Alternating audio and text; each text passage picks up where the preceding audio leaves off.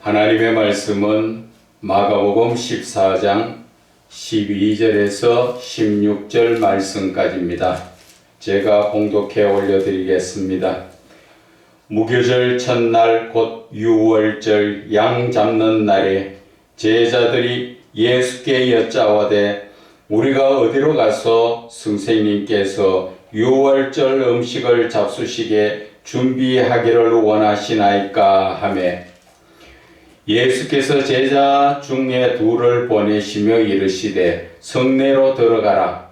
그리하면 물 한 동이를 가지고 가는 사람을 만나리니 그를 따라가서 어디든지 그가 들어가는 그 집 주인에게 이르되 선생님의 말씀이 내가 내 제자들과 함께 유월절 음식 먹을 나의 객실이 어디 있느냐 하시더라 하라. 그리하면 자리를 펴고 준비한 큰 다락방을 보이리니 거기서 우리를 위하여 준비하라 하시니 제자들이 나가 성내로 들어가서 예수께서 하시던 말씀대로 만나 유월절 음식을 준비하니라. 아멘. 믿음은 즉시 순종하는 것이라는 제목으로 은혜를 나누고자 합니다. 오늘 이 본문의 말씀은 예수님께서 이제 마지막 만찬을 준비하시고 거기에서 제자들과 함께 음식을 나누시는 만찬의 그 행위를 거행하시는 건데 그것이 바로 여러분들도 알다시피 유월절은 무슨 절기입니까? 그것은 이스라엘 백성들이 애굽에서 이제 나오는 애굽을 떠나는 그 상황에서 하나님께서 10가지 재앙을 내리신 이후에 그들이 밤에 갑자기 보따리 싸서 나오게 되는 그러한 상황의 그 유월절이지요. 그 첫 말씀에 무교절이라는 말씀은 유월절과 무교절이 동시에 이루어지지요. 무교절이라는 것은 유월절 어린 양을 잡아서 그것으로 나누어 먹고 그리고 나머지 그 반죽이나 이런 것을 보따리 싸서 그냥 그대로 급히 나오는 모습인데 이때 나올 때는 그 반죽에 평상시에는 누룩을 넣어서 맛있게 먹었지만 이제는 유월절 그 절기에는 그 누룩을 넣지 않고 빵이 좀 맛도 없고 딱딱한 그런 상황이지요. 그래서 무교절이라는 것은 누룩이 들어가지 않은 빵을 먹는, 그러니까 유월절 다음 날부터 시작해서 무교절이 시작되는 거예요.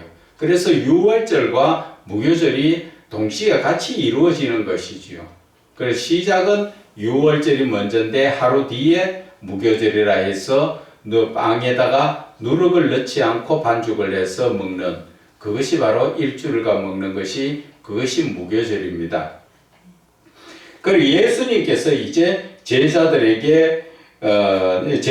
예수님 앞에 묻습니다. 우리가 어디로 가서 선생님께서 유월절 음식을 잡수시게 준비하기를 원하십니까? 지금 그렇게 물으니까 예수님께서 뭐라고 말씀하십니까? 제자 중에 둘을 보내시며 이르시되 성내로 들어가라. 그리하면 물 한 동이를 가지고 가는 사람을 만나리니 그를 따라가라. 어디든지 그가 들어가는 그 집 주인에게 이르되 선생님의 말씀이 내가 내 제자들과 함께 유월절 음식을 먹을 나의 객실이 어디 있느냐 그렇게 하시더라 해라 그렇게 말을 하지요. 그리하면은 자리를 펴고 준비한 큰 다락방을 보이리니 거기서 우리를 위하여 준비하리라 하시니 제자들이 나가 성내로 들어가서 예수께서 하시던 말씀대로 만나서 누구를 물 한 동이를 들고 가는 사람을 만나서 그 집 주인에게 따라 들어가서 유월절 그 음식을 먹을 준비를 하더라 하는 그 말씀이지요. 자, 오늘 이 말씀 속에서 중요한 한 구절만 가지고 은혜 나누고자 하는 것입니다. 그것은 바로 13절 그 말씀입니다. 예수께서 제자 중에 둘을 보내시며 이르시되 성내로 들어가라. 그리하면 물 한 동이를 가지고 가는 사람을 만나리니 그를 따라가라. 지금 예수님께서 명령하시는 것은 물 한 동이를 들고 가는 사람을 내가 가서 만나는 상황이죠.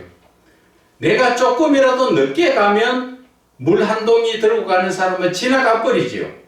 그러나 내가 또 너무 빨리 가도 아직 그 사람은 오지 않았지요. 중간에 약속대가 만나는 장소가 아니기 때문에 오늘 중요한 것은 예수님께서 가라 하실 때 그 길로 가시면은, 가게 되면은 그 물 한 동이 사람을 만나지요. 그런데 중간에 가다가 아는 사람 만나가, 야, 어디 가? 지금 6월절 음식 먹으려고 준비하러 가. 그래?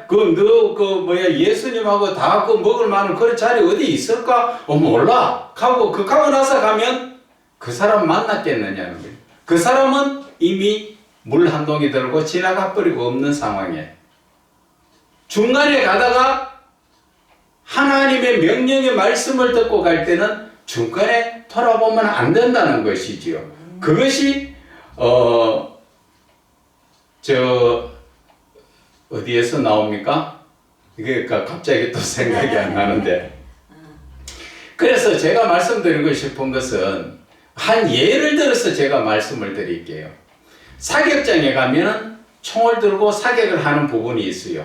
그것도 클레이 사격이라고 있어요. 클레이 사격은 어떤 것이냐 하면은 총을 들고 준비를 해가 있는데 옆에서 그 기계에서 스위치를 눌리면 그 오렌지색 원반이 한 개가 하늘로 핑 갑니다. 접시 같은 게 핑 날아가면 그것을 보고 따라서 맞춰가 쏘는 거지요. 그거와 마찬가지라는 것이지요. 그런데 내가 총을 들고 자, 준비해가 쏘세요 하는데 준비해가 있어서 바로 쏘면 되는데 그렇지 못하고 쏘세요 하고 지금 원반은 핑 올라갔는데 나는 딴 생각하다가 거기 들어보니까 이미 지나가 보고 없으면 못 쏘지요. 마찬가지라는 것이에요. 이것이 하나님의 일만 그런 게 아니라는 것이지요. 세상의 일도 다 때가 있다는 것입니다. 여러분들이 아무리 좋은 계획을 하고 아무리 준비를 잘해도 그 때를 맞추지 못하면 허사가 되어버리는 것입니다. 내가 어떤 사업을 하려고 막 준비를 하고 했는데 내가 예를 들어 준비가 좀 덜 돼가 늦어버리니까 다른 사람이 똑같은 것을 먼저 시작해버리니까 나는 늦어져 버려서 결국 그 사업을 하지 못하게 되는 그런 것과 마찬가지예요. 그래서 그 세상에는 유행이라는 거 있지요. 어떠한 부음을 일으키면 그때 빨리 거기에 같이 동참해서 그 어떤 음식이 예를 들어서 대게가 맛있다. 그럼 대게가 올해가 풍년이야. 그래서 막 대게 장사를 하려고 막 서로 준비해가지고 와가 막 처음에 장사한 사람들 장사 잘 되니까 뒤에 늦게 오는 사람들 야, 잘 되니까 나도 해야지 하다가 세상 말로 막차 땄다 그러지요. 그 부동산도 막차 타니까 망하지요. 그것처럼 모든 것이 때가 있다는 것입니다. 그 때를 그리스도인 예수를 믿는 사람은 하나님의 말씀에 순종할 때가 바로 그 때라는 것이죠. 이룰 수 있는 때. 베드로는 예수님을 만났지요. 예수님께서 이제 고기 잡는 어부가 아니라 사람을 낚는 어부가 되게 하리라 하시면서 너는 나를 따르라 하니까 적각 다 버려버리고 따랐지요. 그것이 따라야 될 때에 따른 것이에요. 그래서 요한과 야고보도 또 가서 예수님이 너는 나를 따르라 하니까 아버지와 그 고기와 배와 그 물을 다 버려두고 즉각 따랐지요. 이 바로 그리스도인들의 기회는 하나님께서 말씀하실 때 그때가 바로 그 기회라는 것이지요. 그런데 주로 보면은 불순종하시는 분들이 주의 종들이 예언을 하든지 아니면 자기가 기도해서 받았던 그러한 사명에 대해서 하나님께서 내가 너를 들어 사용하리라 하시면 아멘 하고 드리면 되는데 에이 이 나이에 두 번째는 아이고 가진 것도 없고 세 번째는 아이고 배운 것도 없고 가방끈이 짧아서 하나님이 그런 거 모르고 부르십니까? 하나님은 다 알고 부르시는데 자기가 하나님이 된 것처럼 시간을 늦춰버리니까 하나님이 말씀하시는 그 때를 놓쳐버리니까 물을 들고 가는 물동이 든 사람을 만나지 못했지. 하나님이 부르실 때 그때 아멘 하고 가는 자는 하나님께서 예비하신 여호와 이레 영적인 길이 열려가지고 척척척 잘 맞아 들어갑니다. 그런데 하나님이 부르시는 그 때를 놓쳐버리니까 어떻게 돼요? 영적인 하나님께서 예비하신 영적인 것을 다 놓쳐버리고 그래서 하다 보니까 아이고 힘들어. 나는 하나님 불렀다는데 왜 이렇게 힘들어? 아니면 왜 하는 게 이렇게 안 돼? 그것을 왜 안 돼가 아니라 하나님이 부르신 그 때를 내가 놓쳐버렸다는 것이. 무언가 세상에서 머뭇거리다가 주로 보면은 여자분들을 이야기하게 되면은 하나님이 부르셔가 사명 그 길을 가야 됩니다. 아이고 그래요. 가기는 가야 되는데 딸내미가 안 와가지고 지금 봐야 되는데 지금 키워주려고 하면 한 3년은 지금 봐줘야 됩니다. 그래서 시간이 안 나서 못 가요. 어떤 또 목회하시는 분들도 그래요. 목회를 잘하고 있다가 딸이 아기를 낳았는데 그 아기 봐주려고 하니까 목회를 못해서 몇 년 목회 문 닫아야 되겠습니다. 그래서 한 4년 5년 하나님 뜻하고는 전혀 상관없죠. 무엇이 우선인지 모르는 사람들이에요.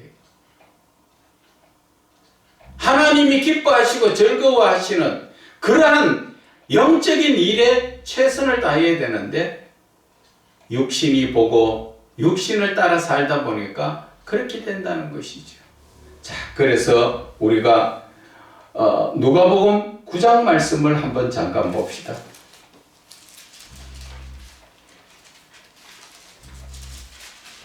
누가복음 9장의 말씀에 17절 말씀부터 볼 거예요.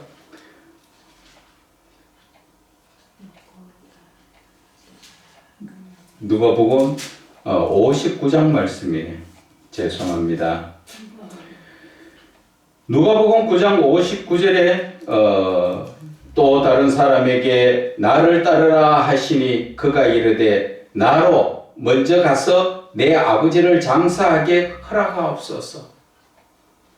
베드로는 하나님 부르실 때 모든 것을 버리고 아멘 하고 갔지만 지금 이 사람은 하나님이 부르시니까 뭐라 합니까?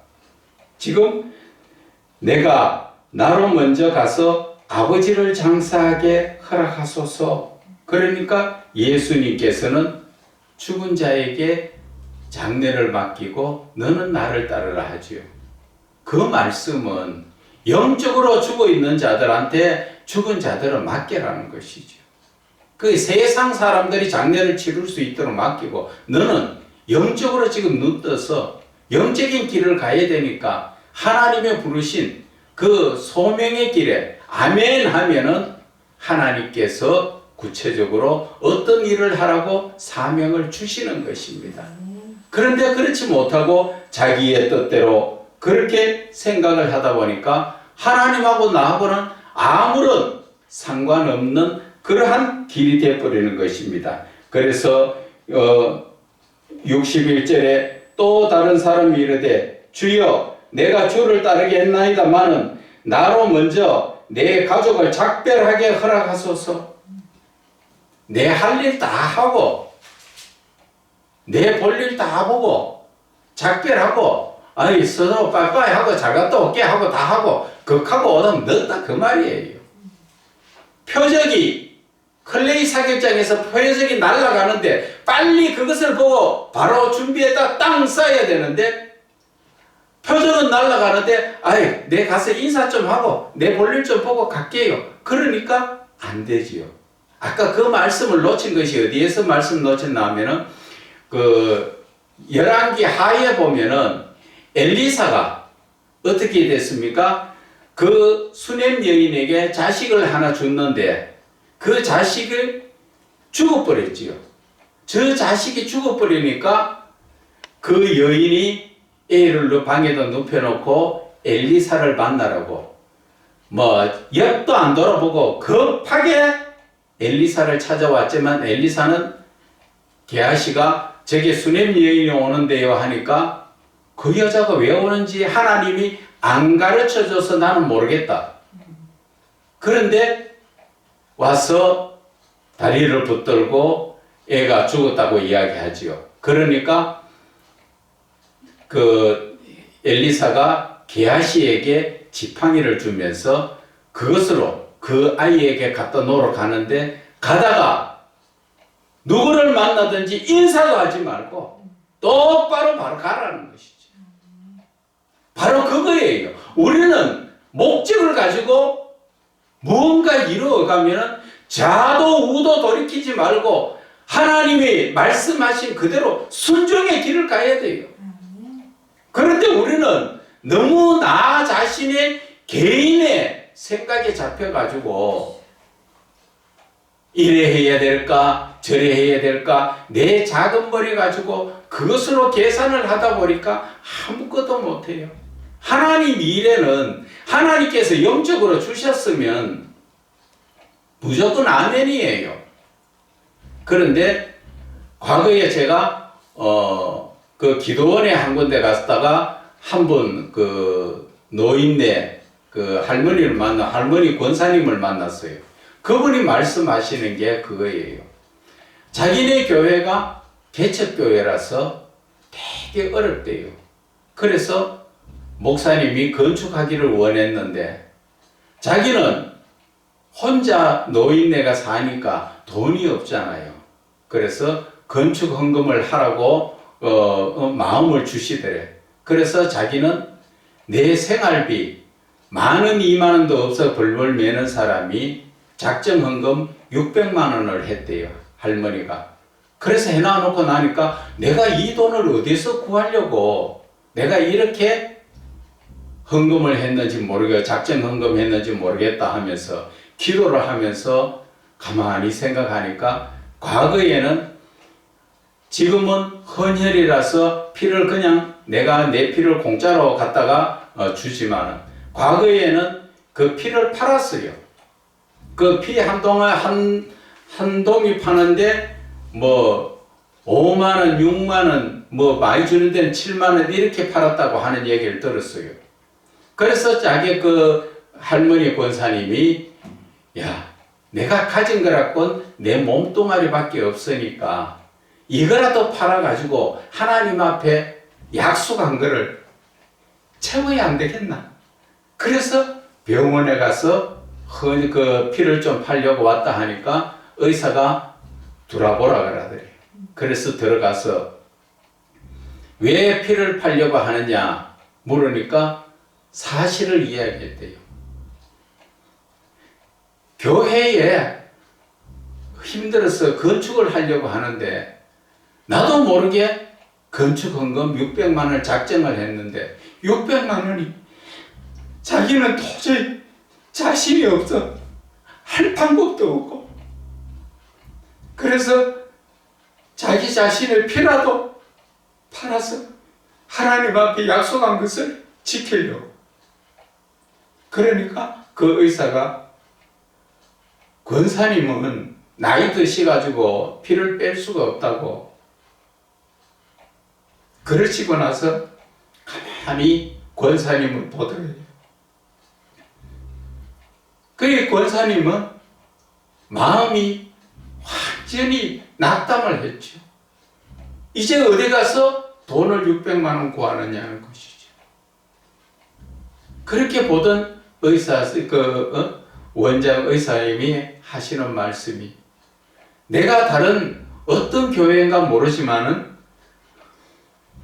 하나님이 헌금하라고 600만 원을 나에게 맡기에 납치게 했다는 거예요. 그 헌금 600만 원 권사님 가져가세요 하면서 나는 하나님 앞에 드리는 겁니다 하고 주더라는 거죠. 우리의 이 삶이 믿음으로 말미암아 성령에 이끌림 받는 삶을 살면은 내가 하는 게 아니라 하나님이 하시는 것이죠. 그래서 우리가 할 거는 뭐예요? 아멘만 하면 돼요. 하나님 일에는 계산하지 말라는 것이죠. 어떤 한 분은 재물이 넉넉하지만 하나님 앞에 예물이 그렇게 인색합니다. 얼마나 인색한가 제가 금액을 이야기를 드릴게요. 그분은 집이 몇 억되는 것이 3채나 있습니다. 자기가 몸의 건강을 위해서 아내하고 나가서 약재를 사고 하는데 몇백만 원도 그것을 아깝다 생각 안 하고 삽니다.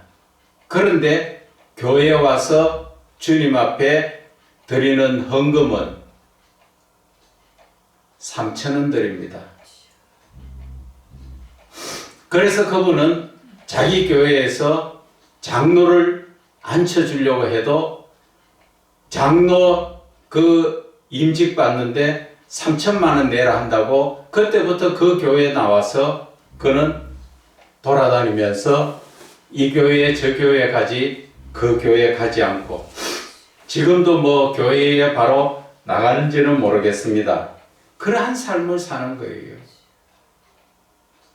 또 한 예를 더 들어서 우리 주변에 가까운 그러한 한 분도 재력적으로 늘 넉넉하지만은 그 사람은 어디가 쓰든지 헌금식으로 돈을 잘 씁니다. 잘 쓰는데 많은 돈 쓰는 게 아니라 3만 원, 5만 원 이 정도 가지고 밥 먹으라 여기저기 어디든지 가서 너의 봉투를 내미니까 모두들 그 사람 보고 좋아합니다. 그러나 그 사람도 하나님 앞에서는 얼마나 인색한지 모릅니다. 우리의 삶에는 하나님이 명령하시면 아멘만 하시면 하나님이 채워주세요. 하나님이. 그런데 우리는 너무나 계산을 많이 하다 보니까 그래서 계산을 하다 보니까 시험에 든다는 것이죠.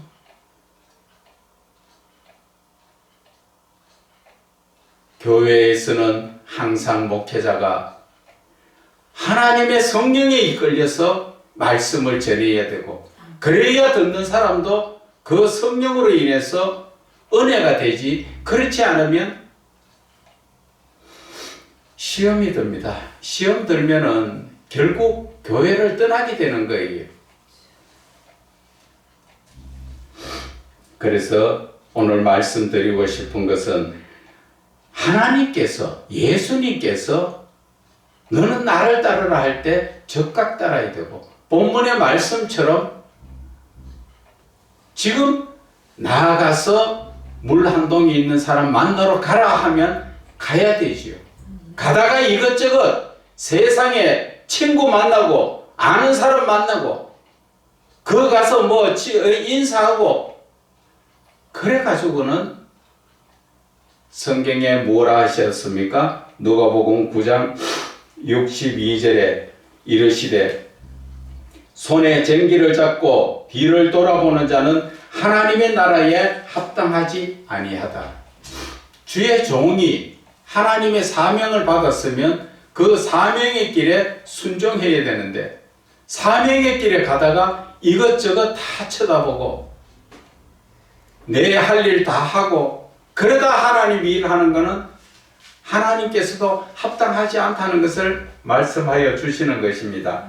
그래서 오늘 예수님께서는 말씀, 명령할 때 그냥 아멘 하고 나가면은 모든 일이 하나님께서 예비하신 대로 그대로 다 이루어진다니까요.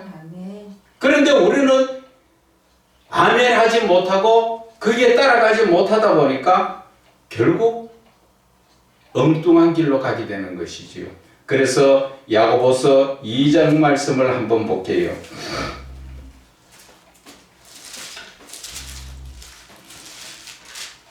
야고보서 2장 14절의 말씀에 보면은 형제들아 만일 사람이 믿음이 있노라 하고 행함이 없으면 무슨 유익이 있으리요?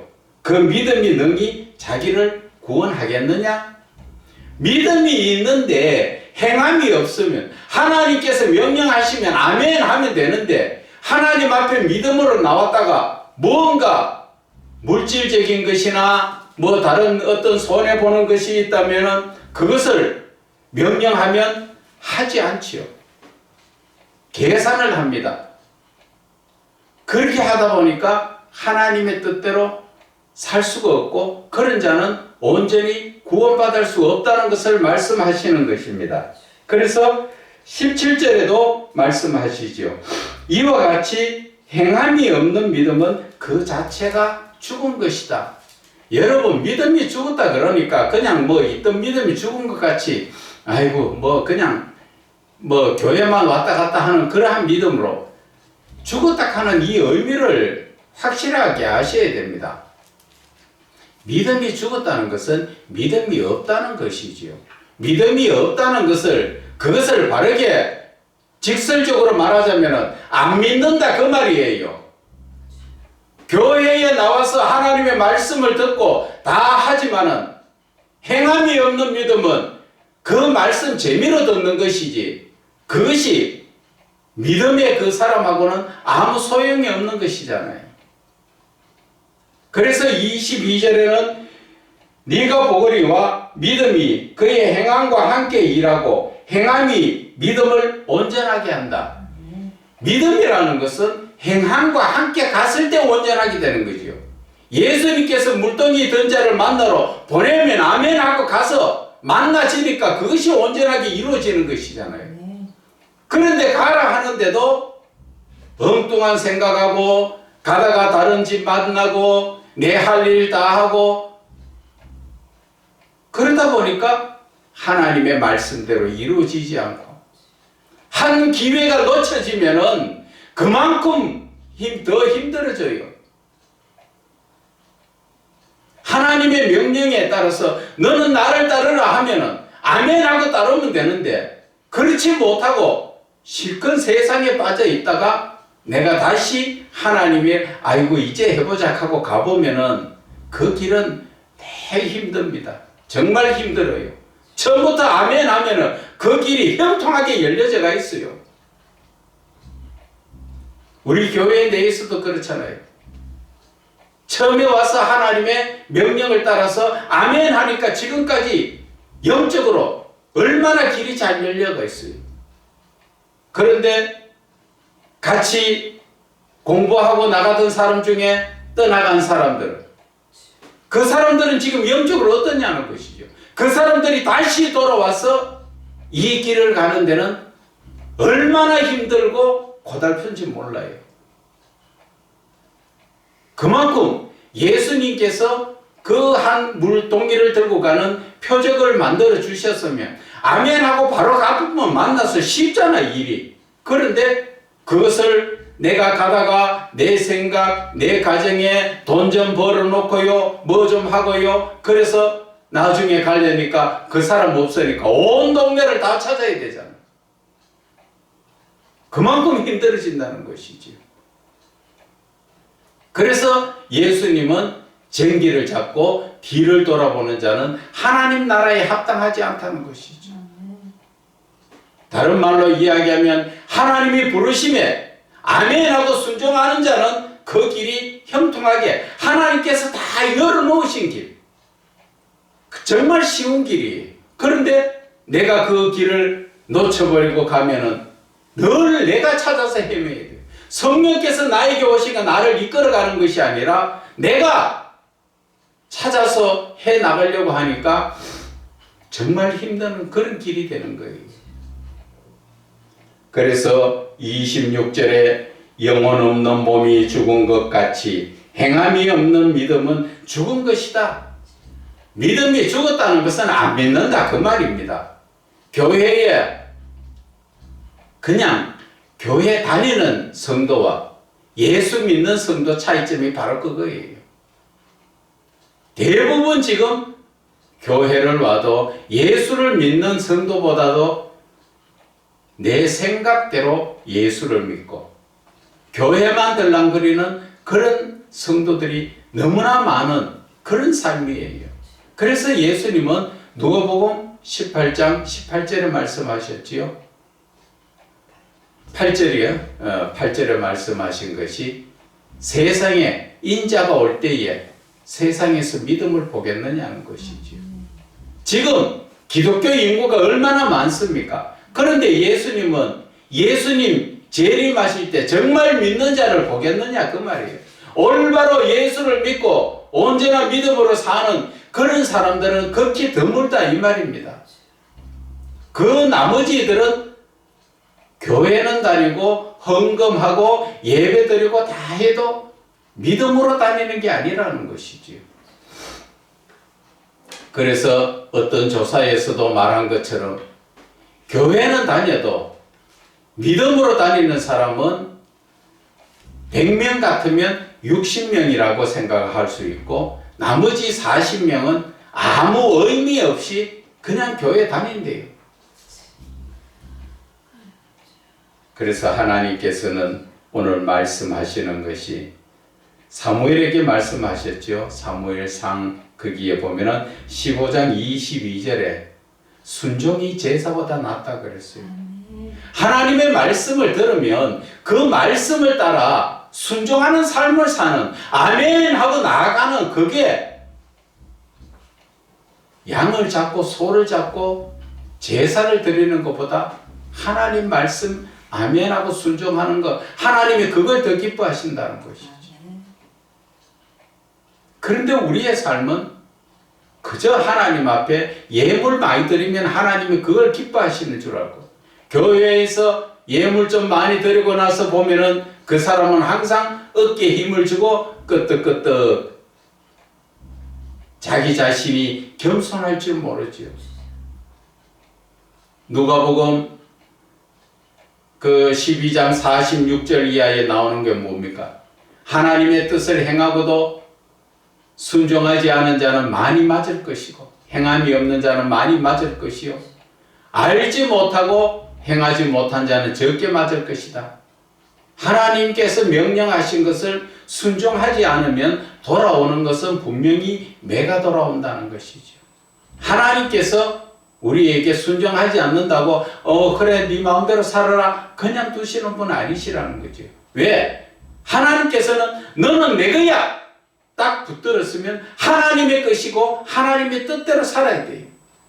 내가 싫다고 안 산다고 내 마음대로 됩니까?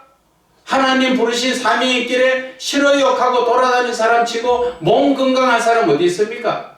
재산 그대로 남아있는 사람 어디 있습니까? 자식들 잘 되는 사람 어디 있어요? 그래서 성경에 뭐라 말씀하십니까? 많이 맡은 자에게는 하나님께서 많이 달라 할 것이고 또 많이 받은 자에게는 하나님께서 많이 찾을 것이라고 말씀하셨어요. 맡았다 하는 것은 재물을 이야기합니다. 하나님이 나에게 재물을 많이 주셨으면 하나님이 나에게 그렇게 많이 맡겨 놓으신 것은 하나님 것이니까 하나님이 도로 찾으시겠다. 하나님이 도로 찾으시는 방법은 뭐예요? 내가 구제하고 또 봉사하고 그것을 어려운 사람들에게 나누어라는 것이죠. 그리고 하나님이 많이 주신 자 또 사랑을 많이 받은 자에게는 하나님께서 사랑을 찾으신다 그랬죠. 그 말은 내가 하나님께 사랑을 많이 받았으면 이웃에게도 사랑을 많이 베풀어라는 것이죠. 하나님은 그저 네만 가지고 너만 잘 먹고 잘 살아 그런 하나님 아니세요. 우리 이 기독교의 근본은 나눔이잖아요. 사랑. 사랑이 바로 헌신, 봉사, 나눔이에요. 그것을 알지 못하다 보면은 우리는 늘 방황하고 헤매게 되는 것입니다. 그래서 오늘 결론적으로 말씀을 드리자면은 요한복음 21장 말씀이지요. 19절에 보면은 예수님께서 베드로에게 너는 나를 따르라 말씀하셨습니다. 우리는 그 말씀을 따라서 아멘만 하면 임마누엘의 하나님, 여호와 일의 하나님, 모든 것이 하나님께서 준비 다 해놓고 하나님께서 다 이끌어 가셔요. 내가 부족한 것 하나님 알고 계셔요. 내가 가진 것 없어 하나님 알고 계신다고. 내가 배움이 적은 것 하나님 다 알고 계셔요.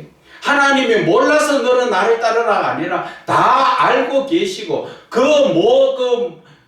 부족한 자리에는 부족한 지식을 채울 수 있고 또 나이가 들어도 하나님 건강 주셔가지고 뭔가 할 수 있도록 하나님은 다 예비해 놓으시고 너는 나를 따르라 그 말씀하시는 거예요. 그래서 우리는 하나님의 모든 말씀을 들으면 그 말씀을 즉각 순종하는 믿음. 하나님은 그것을 기뻐하신다는 것이지요.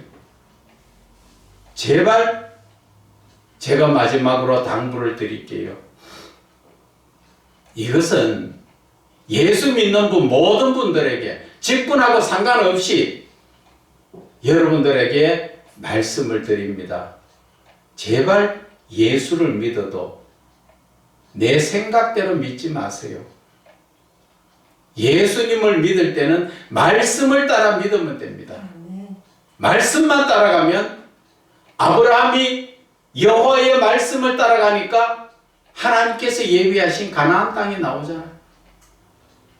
그런데 우리는 자꾸 생각을 합니다. 내가 아브라함처럼 하나님이 너는 나를 따르라 할 때 아이고 길도 모르고 지금 어디로 갈지도 모르는데 이 많은 재산 다 들고 가다가 지금 낙이나 그 양이나 병들어 죽으면 어떡할까? 새끼도 낳아야 되는데 어떻게 해? 내 생각을 가지고 이렇게 저렇게 생각을 했다가는 하나님 나라에 갈 수가 없습니다.